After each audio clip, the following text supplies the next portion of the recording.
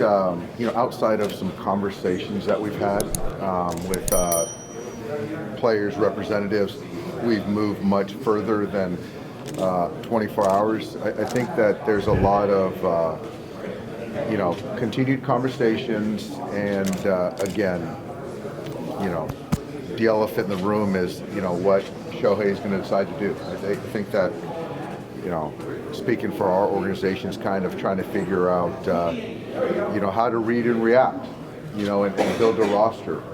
And so there's a lot of kicking of tires, irons in the fire, any kind of analogy you want to use. But we're trying to position ourselves in the best possible way. So we're going to keep having these conversations and see, what best way to, be the best club we can in 24 and going forward. And I think the narrative, the thought of starting pitching is still high on the list as well. Are you able to say if you met with Shohei? What's that? Are you able to say if you met with Shohei? Am I able to say that? It's a good possibility. I think that, yeah, we met with him. I don't want to. I'd like to be honest, and so we met with Shohei and we talked, and I think it went well. But at the end of the day, he's his own man, and he's going to do what's best for himself, where he feels most comfortable. Dave, where did you meet? We met in Los Angeles at Dodger Stadium a couple days ago. What was the pitch? Things that you guys emphasized? I don't know if it was more of a pitch. I think it was more of just sort of getting more familiar with him. I think that he had questions for us, just trying to get more of the landscape. But being in this league for 6 years, he's got a pretty good idea of the Dodgers, what we're about, the city itself. And so for me, and speaking for our guys, it was just a pleasure to get to spend some time with them. How different is that from the experience you had in 2017? I think in 17, I think it was more of an overview, and you're selling more of a sell on things that he didn't really know about: the country, the city, the organization, potential role. And I think that, in this situation, not trying to speak for him, but it's a little bit more narrowed on what his desires are as far as teams. And I don't think the sell needed to be as large. I think he was more of just kind of trying to feel what everyday life would look like. Did you have any players there? No. What was it like? Is that like a high pressure thing? Is it? No. I don't think that. I think it's pretty easy to have conversation with anyone if you feel comfortable in what you're about, who you work with. We're about people. We're about winning, and so I think that that's pretty easy to talk about. So I don't think that there's no hiding of the ball. It's just kind of here we are, and we really hope he feels it's a fit. How confident are you? I feel good about it, but again, he's his own man, which we all respect. Do you know if he's going to meet again with? I don't. Have you been following all the little twists and turns? I haven't. I honestly, I haven't. To track his private jet? I don't know. Somebody did. Oh, I'm sure. Absolutely. It wasn't me. Hey, Dave, when it comes to, obviously player, his profile and the investment they're taking, all that, how much is his policy with the media of not talking unless it's after a day he pitches, and he's not even going to be pitching for a year? Does that come up? Is that a consideration when you're talking to him? We didn't have that conversation. I think that's something that, I think that it's a conversation that should be had. I think it's he and whatever organization, media relations, eBay, and just kind of trying to figure out what's best, for himself, but also, baseball. And so I don't know the right answer. My hope is that we get to have that conversation, but I really can't speak to, how it's been prior. Thanks. How much do you just like smiling or happy? He has a very good poker face. So I think he was smiling inside. But I was just happy to spend some time with him. We all were. How long was the meeting? 2 hours, 3 hours? Somewhere around there. 2-3 hours. Yeah.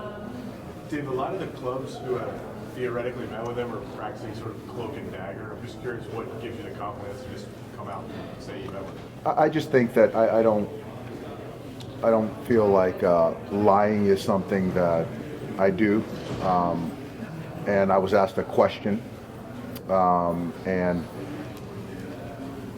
yeah, I think to be forthright in this situation, we kept it quiet, but I think that it's going to come out at some point that we met, and it obviously already has. And so I don't think myself or anyone in our organization would want to lie about it. Has it been obviously like this is kind of private or delicate, but like with him in particular, has it been you've been part of it more secretive, or you guys have had to be more careful with it than with a typical free agent? I think that's fair. I think that we want to respect Shohei's wishes, Nez's wishes as far as being private. So I think that we took the necessary ways to do that, to honor his wishes. But obviously, people talk and things, and so I don't think that I need to share what we talked about. But I don't think, I think that's as forthright as I should be, and you guys deserve to be, right? So you guys snuck them in through the back of the stadium, or? No, there's no, it's just kind of, I don't need to get into all that stuff, it's all, we had an opportunity to get together, which we both wanted, and then ultimately now, he has an opportunity to make a decision. How hard has it been to focus on like the other things you guys need to do this winter while you're kind of waiting for that situation to pop up? Because it made it kind of, has it been easy to kind of have plan Bs or kind of other paths depending on what he picks? I don't think it's, obviously this is probably, and this is, obviously a front office baseball operation situation. They're working tirelessly. And there's a lot of scenarios and ways that this could go. But clearly, Shohei is our top priority. And so I still think that we've got a lot of people working on other things, and ultimately to be the best ball club we can be. You kind of touched on the starting pitching. Like, how many starters do you feel like you guys need to add this winter?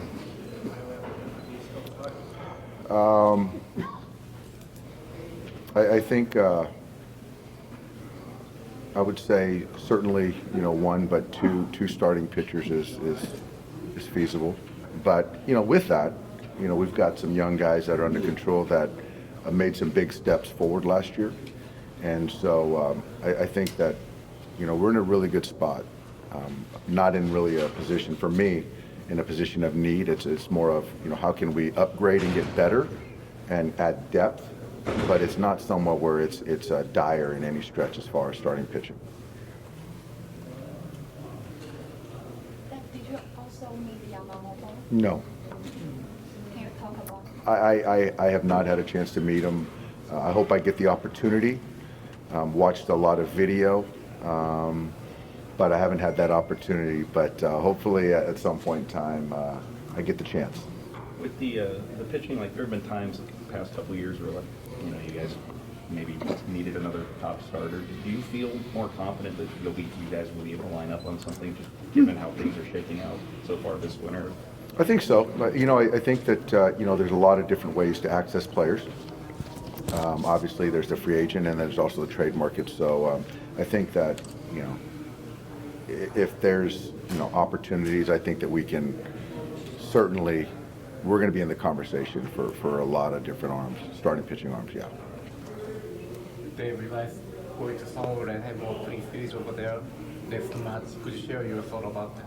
I'm excited to go to Seoul. I've never been.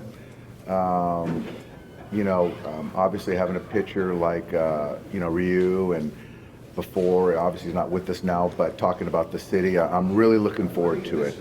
Learning more about the culture of the city, and obviously there's a lot of good ball players there, and so for us and the Padres to go over there and showcase, play 2 regular season games, it's good for baseball. I'm excited.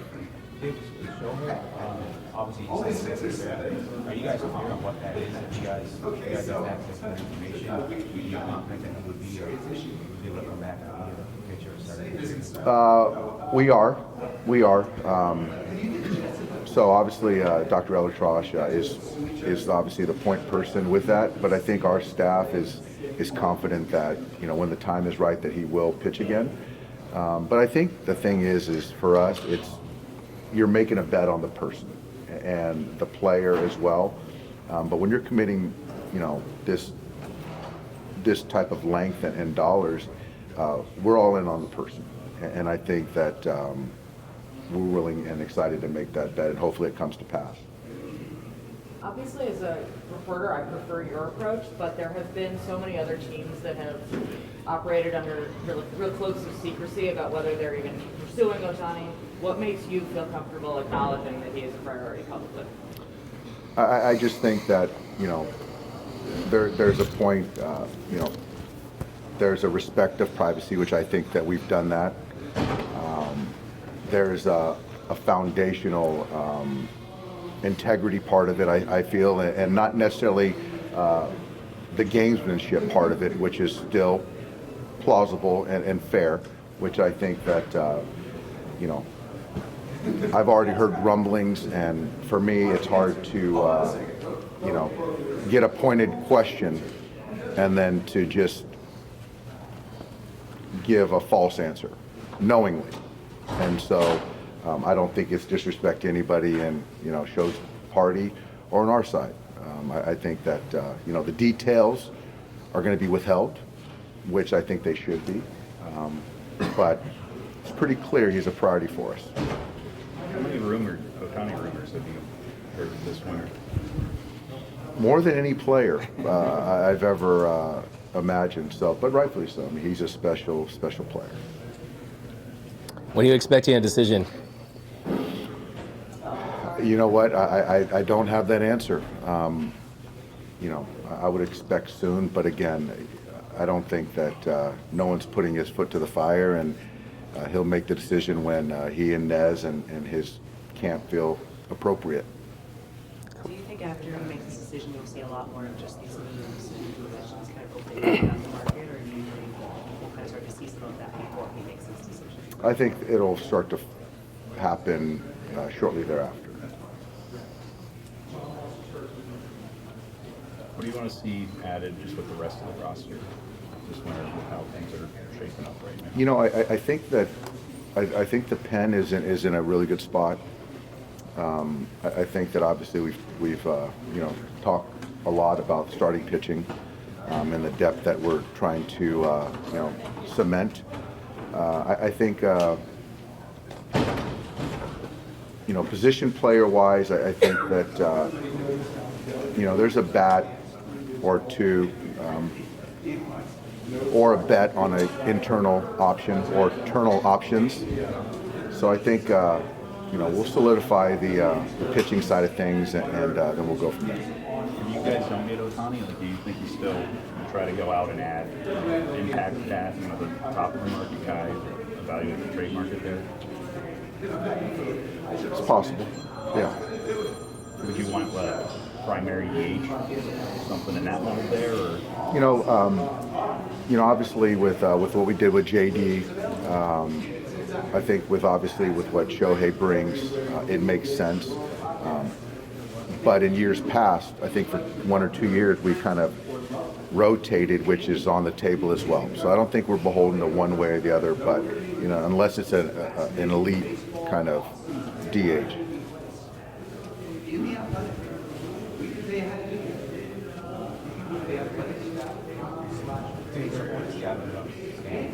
Yeah, Gavin, I think right now he's working his way back. I think he's more of a 80% baseball player, 20% rehab guy, and so I think by spring training he'll be 100% of a baseball player of that mind. I don't see him taking down, every game, but I see him as our shortstop, and so, getting him back to health, and then it comes to the performance piece. Walker, I owe him a phone call. I think he's doing well. He'll be ready to go in spring training, but when we decide to make his debut in 24 is going to be determined. Whether it's the first week or a month later, we're going to kind of wait and see how spring goes. Yeah. Some time now. How did you absorb another first round playoff exit? After that happening 2 years in a row, Yep. What do you change?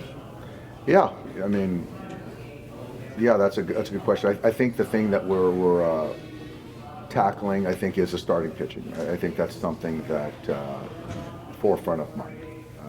You look at those 3 games, and we didn't really give ourselves a chance. And so I think that, addressing that, I think is something that, we're trying to do.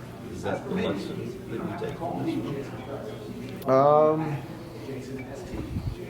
No, not necessarily. I just think that there's just looking out to 24 and what we had, in 23.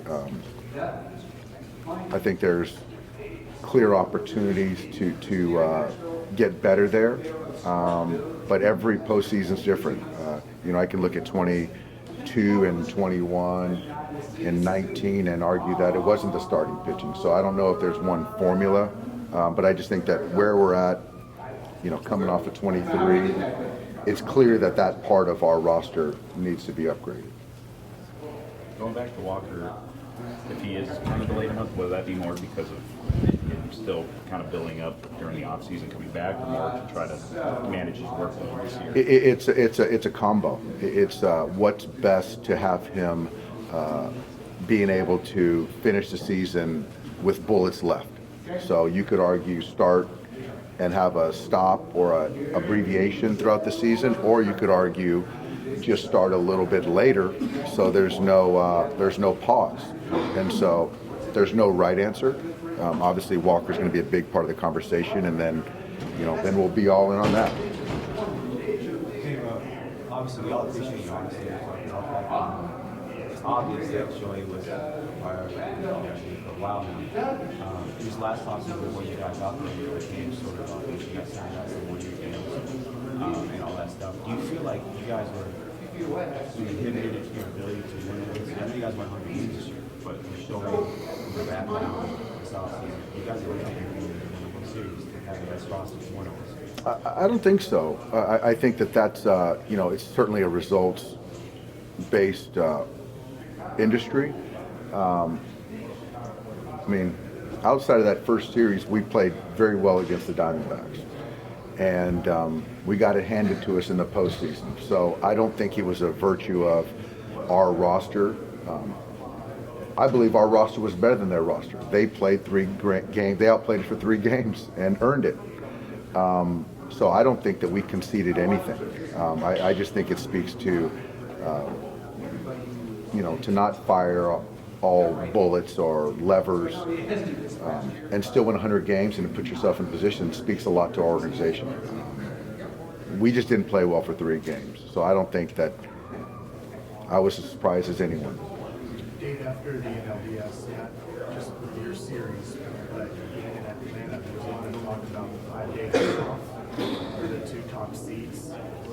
Because a lot of the league officials here, has there been any dialogue between managers in the league about those 5 days off?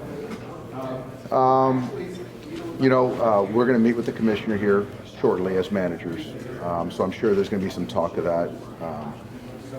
It's interesting, for every small group of managers that say it's a disadvantage, there's going to be another handful or a dozen that say, bring it on, I'll take the 5 days off. So I'm sure there's a conversation, but at the end of the day, you know, we just got to play better with the constructs of the rules. And I don't know the answer. If you have the answer, give it to me and I'll try to apply it. But yeah, the last couple of years with layoffs, we didn't fare well. So clearly we got to do something different or just play better. It's not exclusive to make it. It's not. It's not. So I just don't know the answer, but I know that we're going to have talks about that, though. Yeah. Do you expect the same coaching staff back next year? I do. You know, Clayton McCullough was in the mix for a couple jobs, but he'll be back. You know, everyone else to this point will be back, and we're kind of to the point where it's going to be our guys. You know, it's going to get late in the game as far as being asked on certain guys. So I think it'll be the same guys. Yeah.